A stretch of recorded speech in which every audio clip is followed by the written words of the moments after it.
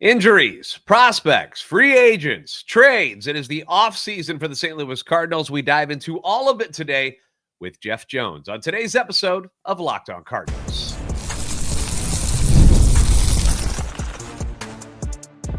You are Locked On Cardinals, your daily St. Louis Cardinals podcast, part of the Locked On Podcast Network, your team every day. Hey there, Cardinals fans. I'm JD Hafford, a former national radio sports anchor, born and raised in St. Louis, lifetime Cardinals fan. I'm your host for Locked On Cardinals, part of the Locked On Podcast Network, covering your team every day. A big thank you to our everydayers for joining us throughout the season and into the offseason. For those of you who are new, welcome aboard. We hope you enjoy the Cardinals content. This is a show serving Cardinal Nation and giving you all the info about the birds on the bat. Today's episode brought to you by FanDuel. Right now, new customers can bet just $5. And if your bet wins, you'll get $300 in bonus bets to use across the app. So download the app today. Today's episode, we're all about picking the brain of reporter Jeff Jones, who covers the Cardinals for the Belleville News Democrat, which you can subscribe to at bnd.com. Jeff, a big thank you for hanging out with us today. How's the offseason been treating you so far? Things have been a little quiet for the Cardinals, so hopefully you've been relaxing a little bit. Yeah, it's slow as expected. I think we're all kind of anticipating here in the next week or so things to start picking up as the World Series comes to an end and free agency gets open. Not that the Cardinals are going to be all that busy in there, but, there are things to happen here. And what are we, 6 weeks away from the start of the winter meetings? So there's progress here on the horizon.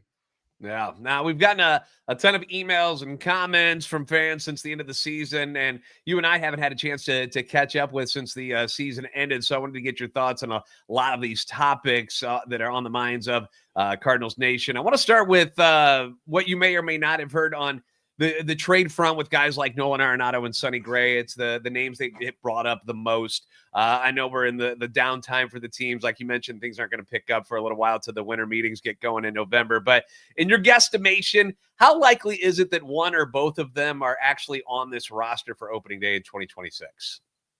I think that Nolan Arenado is going to be traded this winter. And I'll caveat this by saying I had every expectation they would figure it out last winter, and they somehow didn't seem to, which I think shocked pretty well everybody. But everybody is acting as though this is going to be probably the end of the road here. And I think as well, when you sort of look at the way that his performance went this season, it lends him to sort of have to open up that no trade list a little bit. The Cardinals pretty motivated here. And again, we should not forget that one more year of commitment and, whatever, $35 million fell off the deal over the last year, right? So these are all things that make it a little easier to find a deal this winter. Sonny Gray obviously is a little bit more complicated one. I will say I think the Cardinals are telling the truth when they say that they would be comfortable with him returning as part of their starting rotation, if for no other reason than there just aren't that many bodies who are going to be available to them that they have in-house that can do that. But I do think they would probably rather find a deal for him than not. What does that look like in terms of what kind of meets his expectations? There was reporting at the end of the season about San Francisco. Maybe that made a little sense when you were talking about the possibility of Bob Melvin being there, obviously with Melvin being fired, replaced with Tony Vitello. Is that different? I don't know whether Sonny, who lives in Nashville, and Vitello have a relationship or not, but that would obviously be part of that conversation as well. There's always the conversation to be had about Atlanta. Cincinnati maybe is difficult, both in terms of the money and in terms of trading him inside of the division. Maybe that shouldn't matter if the Cardinals don't view themselves as a sincere contender in 2026. But, it is at least variable. So while I think it is harder to sort of identify what the fit looks like for Sonny Gray, I do think that the Cardinals will, if not aggressively do so, they will at least be motivated to find out, if for no other reason than, when the trade deadline rolls around, they might be revisiting some of those conversations. Now, in the case of the rotation, let's pretend things work out. Sonny sticks around, okay? You keep him in the fold. You have Liberatore, you got McGreevy, so there's 3 of your 5 spots. It appears that Kyle Leahy is going to get a shot at one of those spots as well, that they're going to stretch him out, see what he can offer. Andre Palante is still here too. In your opinion, do you see the team looking outside the organization to fill a potential rotation spot? Say something doesn't work out with Leahy, or, Palante still hasn't figured out how to get anybody out. Well, yeah, do you think that they would step outside the organization for something like that? Or do you think, as you mentioned, like an in-house type of fix would be more what they would try for first? I do expect them to add an outside starting pitcher or two. It would not shock me, say they got one via trade, one via free agency. That would seem to fit just about right. In terms of what that looks like, I don't expect them to be shopping at the top of the market, right? Like I don't anticipate, for example, Dylan Cease being a St. Louis Cardinal on opening day, unless something crazy were to happen with his market, where maybe he takes a 1-year deal and yada yada yada. That I think that it's probably more going to be, if not in like the Kyle Gibson, Lance Lynn sort of area, Oh boy. maybe a little younger than that, maybe a little more you could fix. I think a name that stands out that makes sense to me is a guy like Kyle Freeland, who probably has to take a 1-year deal. Is coming off a couple of really dreadful years in Colorado. You think maybe there's a little bit of Colorado tax there. You think maybe a pitching development group could see a thing or two that might get him right. And Freeland might be a popular guy because there are going to be a lot of teams that are going to say, well, get him out of Colorado, out of that environment, and away from that system. And he probably has a lot more to offer. But someone like that who would be kind of in that 1-year range. And then it's, is there a starting pitcher that makes sense in a trade as they look to kind of simplify this roster a little bit? And that's entirely possible. They certainly are going to look for fits like that. A starter with some kind of control who has a little bit of track record would obviously be very attractive for them if they're going to look at moving some of these kind of, arguably redundant position players. One of the names that has been brought up is a guy that, he's coming off kind of a down year, but is probably going to have a pretty good market, is former Cardinals prospect Zach Gallen. There's been some predictions that he could get anywhere between a 3-year to a 5-year deal. You don't see the Cardinals, because Heim mentioned that, if we see something that fits an investment opportunity, we might be interested in that. You don't see them probably doing that in this particular offseason, though, where, if the price is right, they could go 3 to 5 years for somebody. I would be pretty surprised if they were to sign a free agent starter to a multi-year deal. I think that they're probably talking much more in kind of the 1 year. Can they bounce back? Is it a case where it's a guy where it's a 1 year at a high dollar, and if it works out, then great, and then you look at an extension, or is it more like a 1 year? This is a guy they're going to trade at the deadline. The Phil Maton of starting pitchers. That to me seems much more likely to kind of be where they would be shopping. Two names I want to bring up real quick, just your thoughts. Dustin May and Walker Buehler, guys that, got moved, things didn't work out, they go somewhere else, things got a little bit better, especially for Buehler, who ended up with Philly. Would either of those names be somebody you think the Cardinals might be interested in? Maybe again, that's going to be one where they're going to have to look at the medical and just see, do they think that he has enough in there that with another off season, another bit of rest, that it looks, it looks right. Buehler makes less sense to me, both because it's not clear to like. If Walker Buehler is signing with the Cardinals, it's because the money was better here than it was anywhere else. And if that is the case, then it seems unlikely that they would want to spend that amount of money, right? And he also he had better results in Philly for sure, but he just kind of looked cooked the whole season, just looked like maybe he was done. And maybe he's not. Maybe he goes somewhere that's able to turn him into, the lesser, or a less high octane version of himself, kind of help him mature as a pitcher in that way. Maybe so. I don't really see that as a fit in St. Louis. Okay.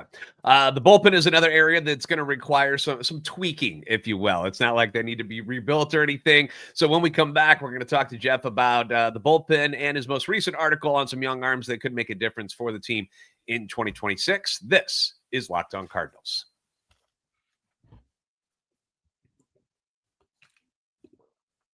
The NBA is back, and there's no better place to get in on the action than FanDuel, the official sports betting partner of the NBA. Even if you miss the start of the game, which happens from time to time, you got to go pick up dinner for the family. Wife's got that honey-do list that's always getting bigger and longer as the fall season goes on. You miss the start, it's okay. It's all right. You can ride the hot hand of whoever's doing really, really well in that game. FanDuel has live bets on everything from who's going to score next to fourth quarter comebacks. You can even combine your live bets into a same-game parlay for a shot at a bigger payout. It keeps every game just more exciting, especially when your team's making that late push. Right now, FanDuel is giving new customers $300 in bonus bets when your first $5 bet wins. So do the smart thing. Head to FanDuel.com to sign up and play your game with FanDuel, the official sports betting partner of the NBA.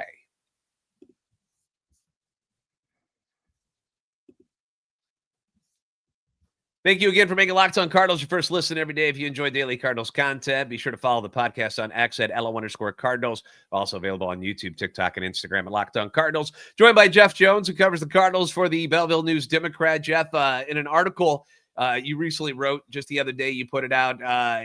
If you guys haven't read it yet, I got the link in the description for you and in the show notes, so be sure to check it out for yourself. But you talk about some of the younger pitching prospects that the Cardinals have, who, some people may not know these names. It's kind of a deeper dive that you went in there, because some of the bigger names that people may have heard of, some of them are injured anyway, so they can't help us much in 2026. But who are some of those names that you mentioned, and what kind of role do you see them possibly having for the team this upcoming season?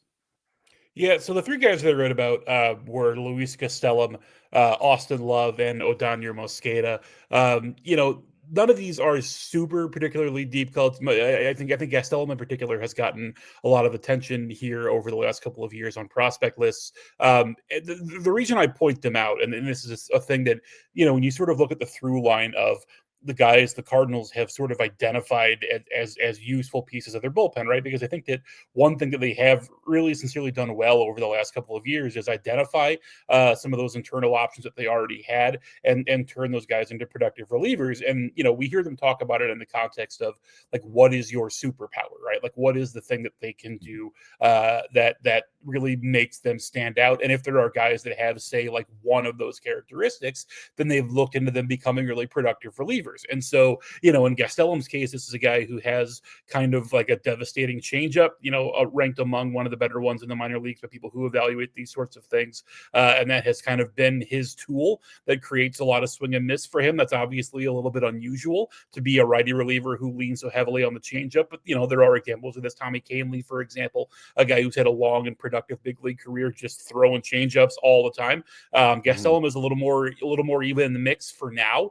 We'll see as he develops and kind of moves up the organization what that looks like. I would expect him to be at big league spring training, and we'll see how many looks he gets. The thing to remember about spring training is getting invited is great, but you also have to get an opportunity. Matt Swanson, who's a guy I wrote about as a comparable here, was on the 40-man roster last year, right? So he's at big league spring and really didn't get that many looks in game action, especially early, but the reports kept coming back good from the backfield. And there were guys who were identifying him as someone to be worth watching, and he got that bump up. Austin Love is a guy who was an early draft pick, I believe a third-round draft pick in 2021 or 22. I'd have to look at the same, in one of those 2 years. He was an older guy, a little more advanced in his development, and had come up as a starter and blew out, right? Got hurt, missed the better part of 2 seasons, and just didn't have an opportunity to really show what he had. Comes back last year, he's healthy, he goes from the rotation to the bullpen, and he just rips sliders all year and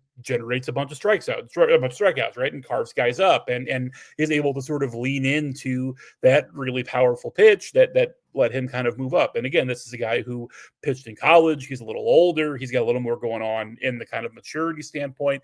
If he can get guys out, they're going to let him get guys out. And he's going to be a guy who you might see climb up. Mosqueda is a guy who I think we were a little surprised we didn't see at the end of the season in the big leagues last year. We saw Nick Rickey kind of get that opportunity and pitch twice in Seattle and look fine, as good as you can look in 2 innings or whatever it was. But Mosqueda, doesn't have the overwhelming stuff. His thing is that he's a big mix guy, can throw 4 or 5 pitches to hitters from either side of the plate. The other thing that stands out about Mosqueda is that it's helpful to have people higher in the organization who have been following you and who sort of have a belief in what you can do, right? Mosqueda is a guy the Cardinals got in the minor league portion of the Rule 5 draft. They took him from the Yankees, but he spent only 1 year with the Yankees. Before that, it was like 7 seasons going back to when he was 18 in the Boston system. So he was there with Chaim Bloom, and when the Cardinals snatched him up, it was because Bloom had a voice into those conversations and knew some of the prospects in the Boston system with which he was familiar and who he thought had a lot of upside, which is all to say that if the boss is already looking at Mosqueda or has historically looked at him as a guy who has interesting tools, then that probably puts him in a pretty good position, especially as a lefty, to be a guy who gets a chance to contribute to the big league bullpen. Yeah, and let's be honest, we could use another left-hander in the pen. John King, Jojo Romero. Romero's been mentioned as a possible trade option as well at some point. So, having another left-hander would be kind of nice. Bullpen arms. There's quite a few of them that are going to be on the free agent market. Jim Bowden from the Athletic had the Cardinals linked to 3 guys. Want to get your opinion on this? Brad Keller from the Cubs, Luke Weaver from the Yankees, Kyle Finnegan from Detroit. Do you see any other? Because they had that success with the Phil Maton signing this past year. It was a guy that was looking for a good fit, found it, and ended up turning that into what seems like is going to be a multi-year deal for him at some point. Do you see any of those 3 guys being a nice fit for the Cardinals? And if they landed one of them, who do you think would be the more likely guy of those 3 to be a part of the Cardinals bullpen next year? So I will say, going outside of those 3, I do think like Phil Maton himself is a real candidate to return to this team this offseason. I don't know that – I think where Phil's at in his career, kind of with his age and his career path, a multi-year deal would be great for him. I don't know that it's necessarily in the offing, and so if it's going to be a series of one-year deals, I know the Cardinals would be very interested in bringing him back. They've talked about both him and Andrew Kittredge as guys where they felt like they really benefit. And I'd have to look up the exact phrasing, but Chaim Bloom does something to the effect of, we benefited from having an old guy down there, right, in the bullpen to kind of help these guys come along. So I think they would definitely look at a guy like that. The thing that stands out about the 3 guys that you named, Weaver obviously has a little bit of history here, but in terms of him and Keller and Finnegan, is those are 3 guys that to me would be looking at situations where, is there a team they can sign with on, say, a one-year deal as a closer, right, where they can rack up some saves and either go into free agency, get themselves a better deal, or be more appealing at the deadline? Or, can they get a little money out because they're a guy who can pitch the 9th? And that's really interesting when you look at what the Cardinals are likely to run back in the bullpen after the winter, right? You mentioned the possibility that Romero could be traded. He's got one more year of control. He's been kind of elite as a left side reliever, sneaky elite. One of the 6 or 7 best lefty relievers in all of baseball for the last 3 years. And so if that's the case, is this a team that benefits most from hanging on to him or from trading him? You could make the argument certainly that the trade is the way to go there. And if that's the case, then who is pitching the 9th for this team? You would probably say that it's Riley O'Brien, who, was really great for the half of the year that he pitched, but does not have an awesome injury history, is older than you think he is, right? O'Brien is going to be 31 next season. And, we'll see. Matt Swanson certainly could be a candidate for that. We'll see what happens with Leahy. Does Swanson become a guy who slides into kind of that Leahy spot where he is pitching against righties and lefties and he's getting 5-6 outs at a time? Maybe. And, they really, I think, benefited from having that option, from having Leahy be that guy for all of last year, which is a long way around to saying there is a possibility that this is a place where you could sign a veteran reliever with the possibility that he would compete to pitch the 9th, right? Like, the Cardinals have closing options in-house, and it would not shock me in the slightest if that's sort of what they went into the season with.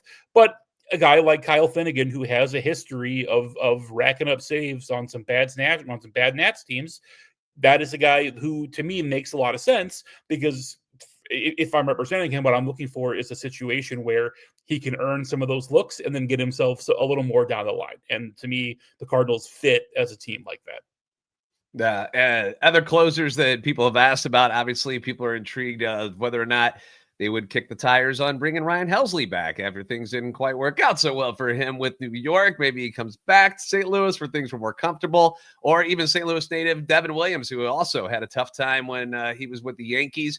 I would think that the market for Devin Williams, there's still going to be some teams that are quite interested in him and are like, well, this guy was pretty elite recently, but so was Ryan Helsley. Do you think the Cardinals would have any interest in either of those guys? So I know that Ryan Helsley would have interest in the Cardinals, right? I guess is the way to phrase that. That market is going to be fascinating to me because I think that very clearly there are teams that he would help and very clearly teams where he would be kind of a sizable upgrade for them.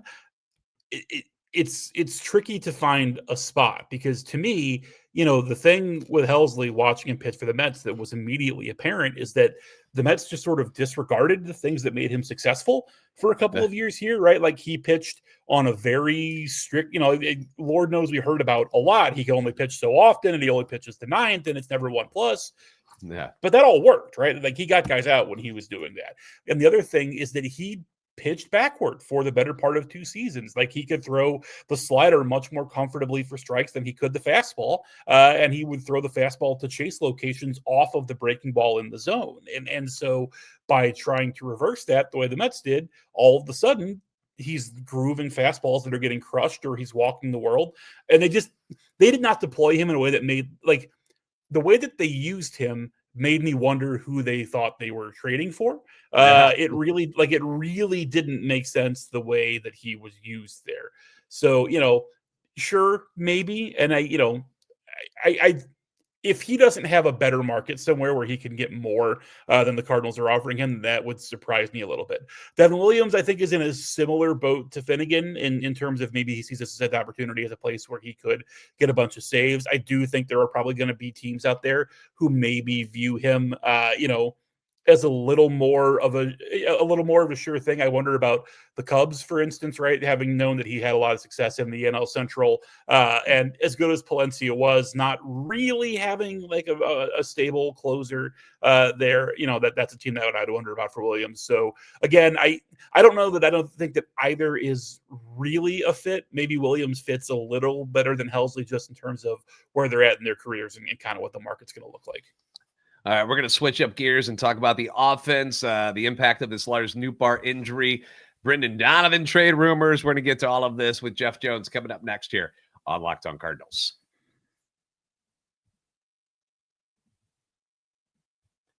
Today's episode being brought to you by Prize Picks. You and I, we make decisions every single day, but on Prize Picks, being right can actually get you paid, which is what you want. More money. Don't miss any of the excitement during this sports season, whether you're following the NFL, the NBA, or both like me. There's no better time to jump in on the action if you haven't tried it yet. So simple. Prize Picks is so simple, you guys. Simplest way to play. You just pick more or less on at least 2 player stats. All right, so let's say points, for the NBA, or passing yards in the NFL. You pick those, you put them in your lineup, boom, you're done. It takes less than 60 seconds to make that lineup, and you can play anywhere Prize Picks operates, including California, Texas, and Georgia. I love watching sports. I play fantasy everything. I play fantasy hockey as well, and I've been using Prize Picks during both football Sundays and NBA tip-offs. It keeps everything just that much more exciting. The new stacks feature is really cool too. Game changer for both NFL and NBA. Nikola Jokic is a guy that I jump on all the time. You can pick more on his points, his 3-pointers, his assists, and do it all in the same lineup. It's really cool. Download the Prize Picks app today. Use code LOCKEDONMLB to get $50 in lineups after you play your first $5 lineup. That's code LOCKEDONMLB for $50 in lineups after your first $5 lineup. Prize Picks, it's good to be right.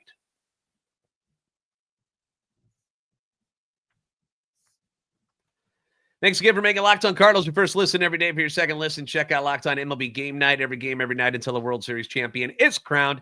You'll get local analysis, but on a national scale. You can find it on the Locked On MLB YouTube channel, wherever you listen to your podcast. Jeff Jones from the Belleville News Democrat, covers the Cardinals for them, is with us here today. Appreciate him coming in and answering all our questions for him. Check out his work at bnd.com if you haven't already. Let's talk some offense, injuries, trades, all kind of in a little mix here, Jeff. Lars Nootbaar, double heel surgery. Sounds awful. Sounds painful. Not sure if he's going to be ready for opening day. Do the Cardinals look elsewhere for a bat, or do you think, once again, we just have this in-house Band-Aid fix because Noot's not expected to be out, a long time past opening day as of right now?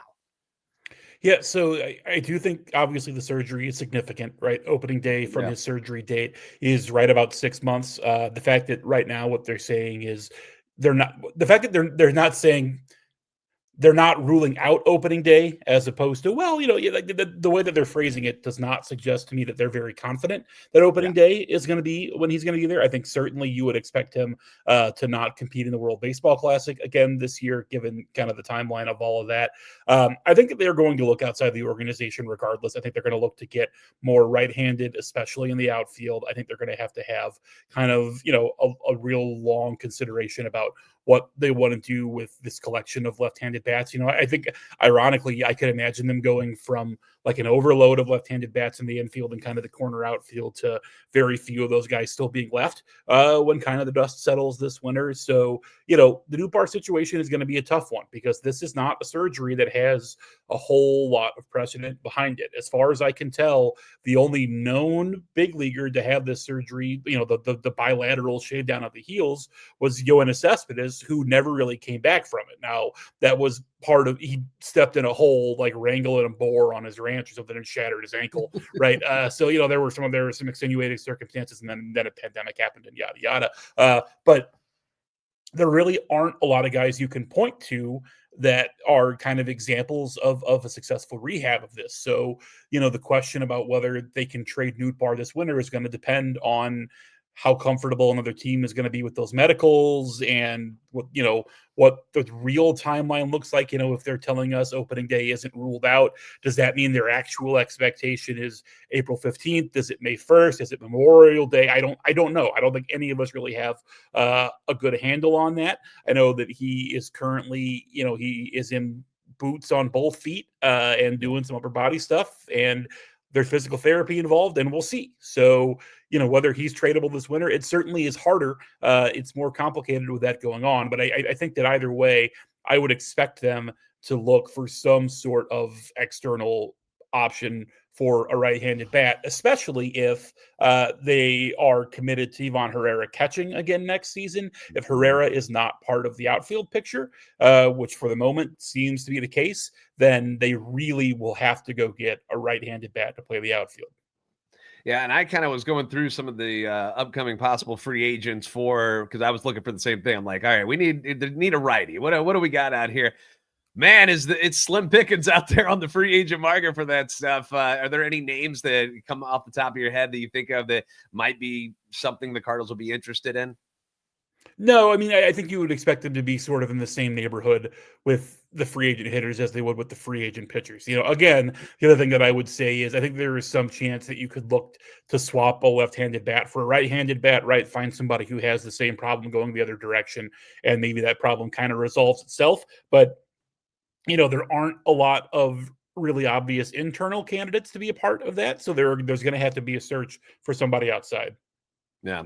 Brendan Donovan also had some surgery this offseason. His name's been floating around in trade rumors. Numerous teams obviously interested in him for all the reasons why we love him in St. Louis. What do you think it would take to land someone like Donnie from the Cardinals? And how interested are they actually in moving him? Or is it just kind of like, well, of course, our phone lines are always open, but, we're not actively shopping him? Yeah, I mean, I think that there is a reasonable chance that they have a better than a reasonable chance that they are serious about looking for trades for him this winter. I think there are a couple of things that point to that.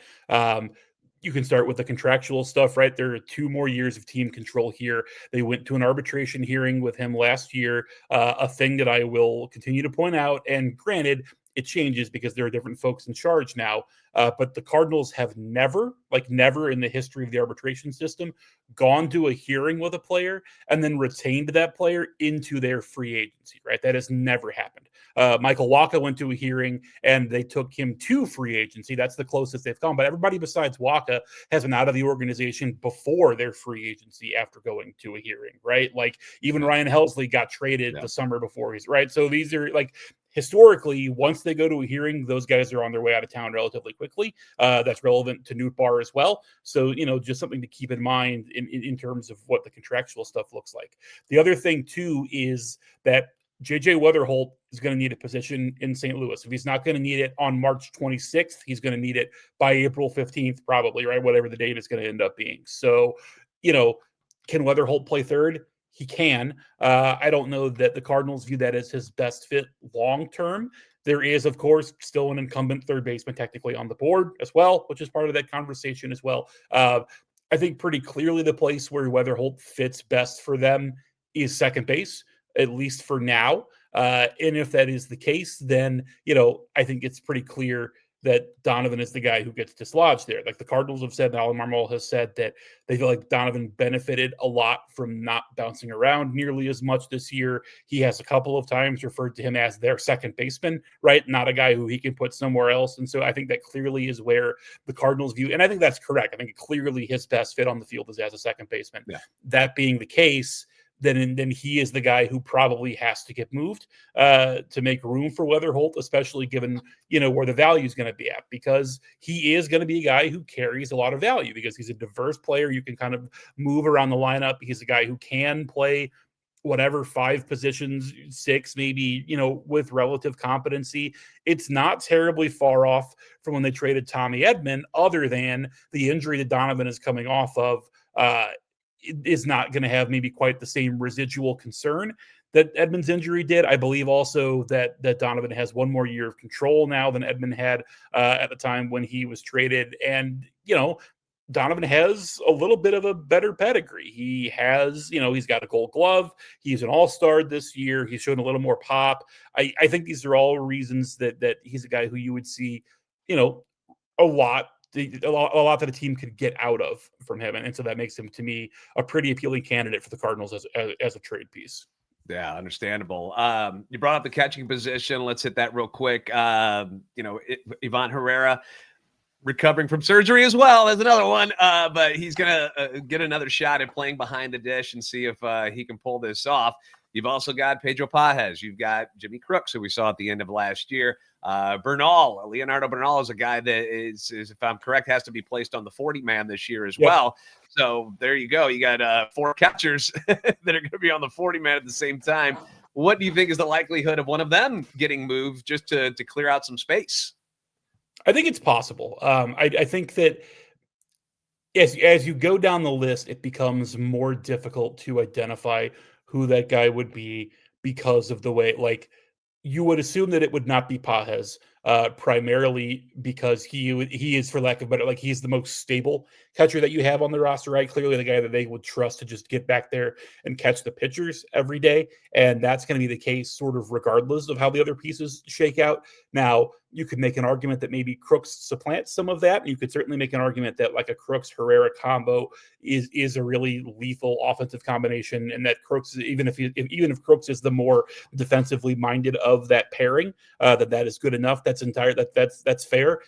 I don't know that Pages has a whole lot of value around the league, right? I think about him in terms of the way you would think about a guy like Martin Maldonado, for instance, who was sort of and Pages is not an elite defensive catcher. He's a good defensive catcher and a really good teammate, and a guy who is really good at working with pitchers in ways that don't necessarily always quantify that well. But that also makes it harder to trade because if things don't quantify that well, hard to make an argument for it, right? I say all that to say that I would expect that on opening day, the catching tandem is probably just Herrera and Pages. That's the simplest way to look at it, and that's going to be the easiest way to go about it. We'll see if Crooks does enough to make a change there, and we'll see how playing time kind of doles out in Memphis, because I don't think the Cardinals necessarily want to go a full season with Crooks and Bernal splitting catching time at Memphis. That maybe is not the most productive for either of them. I also would not be the Cardinals technically still have team control over Joel Pozo as well. I would expect him to be outrighted here in the coming weeks, and it would not shock me if he were to re-sign a minor league deal that lines him up to be kind of the veteran guy at Memphis too. And we've seen Memphis carry 3 catchers. That's entirely possible.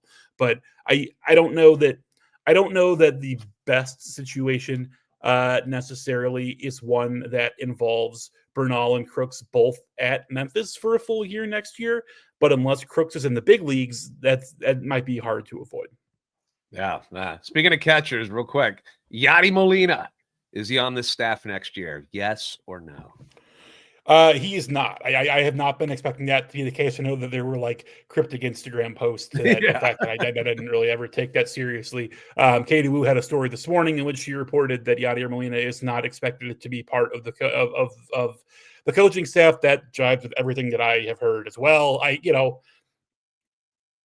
Does he show up in St. Louis at some point in a full-time capacity? I suppose that is possible.